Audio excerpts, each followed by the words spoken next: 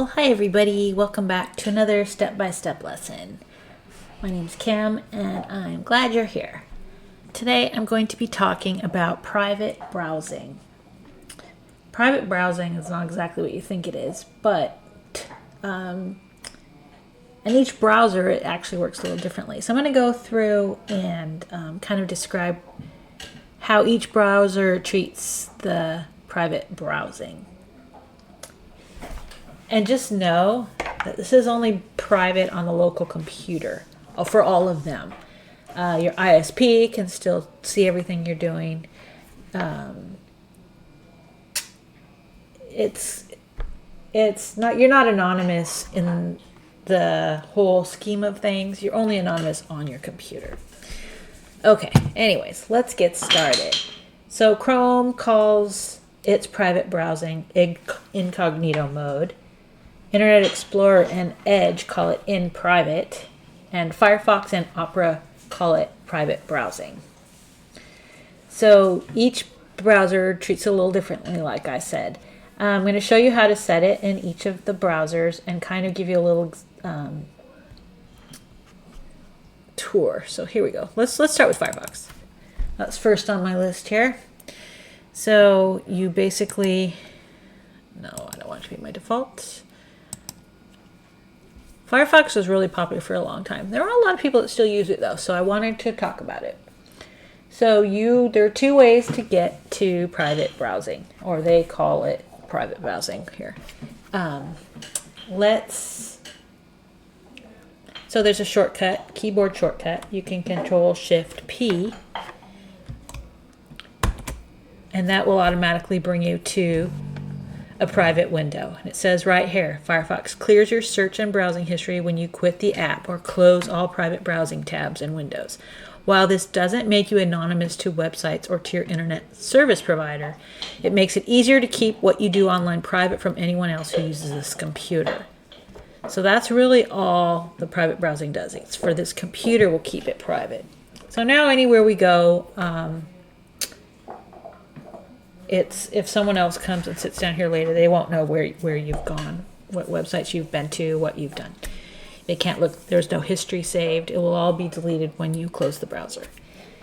You know you're in the private browsing mode when you've got this little icon here with a little mask. So if we hit Control-Shift-P again,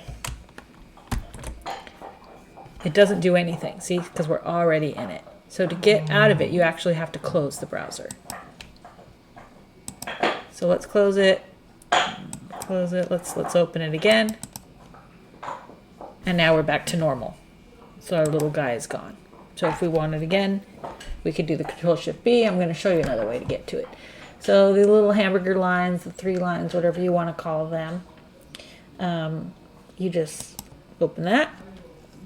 And then you go down to where it says new private window right here. So we'll click that and we're back to our same thing we were with our Control-Shift-P, and we have our little mask. So that's Firefox. Okay, so we'll close that. Now Chrome, it's called incognito mode. So we'll open up Chrome. And Chrome also has a keyboard shortcut, Control-Shift-N. So now it's told us we've gone incognito.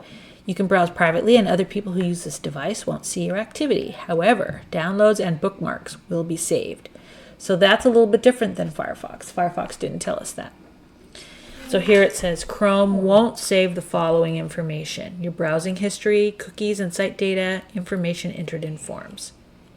Your activity might still be visible to websites you visit, your employer or school, if they're somehow tracking, and your internet service provider. Block third-party cookies. When on, the sites can't use cookies to track you across the web. Features on some sites may break. So if you turn off cookies, some sites won't work. But you can have it on or off. So now here, to tell if you're in incognito mode, you've got this little guy here. It's basically this, but it's small up here. And it also says incognito mode. So same thing, to get out of it, you have to close the browser. So now we're back at a Chrome regular browser. I'm going to show you how to get to it if you don't remember the keyboard shortcut. So you click on these three little dots and then choose new incognito window right here. So it's easy to get to.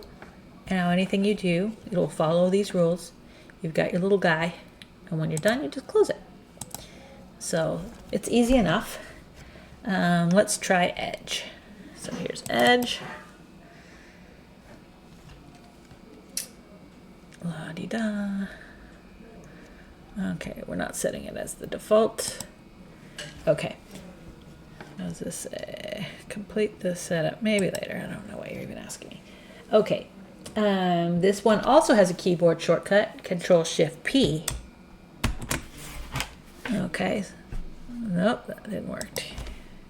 Control-Shift-P. Why is it bringing up the print thing? Okay, maybe it doesn't have a shortcut. Or the one I had doesn't work.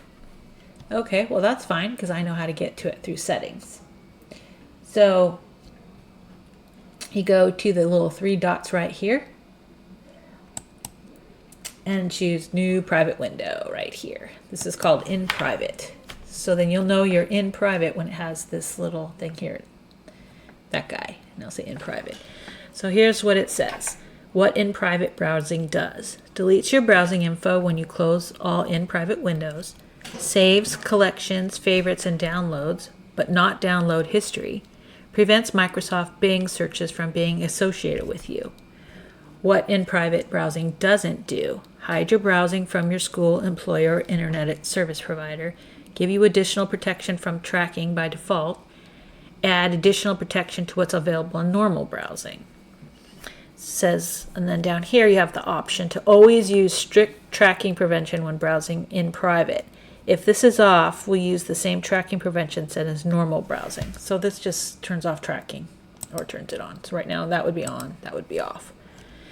Here's more details you can read. But basically this stays private until you close the browser. So there we go. Now we're back to a normal one. Now the last one we're going to do is Internet Explorer. I'm interested to see if the keyboard shortcuts works for this. Okay, so we're in a normal, whoops, what did I click on? I don't want to download anything. Oh, it wants us to go to Edge, of course it does.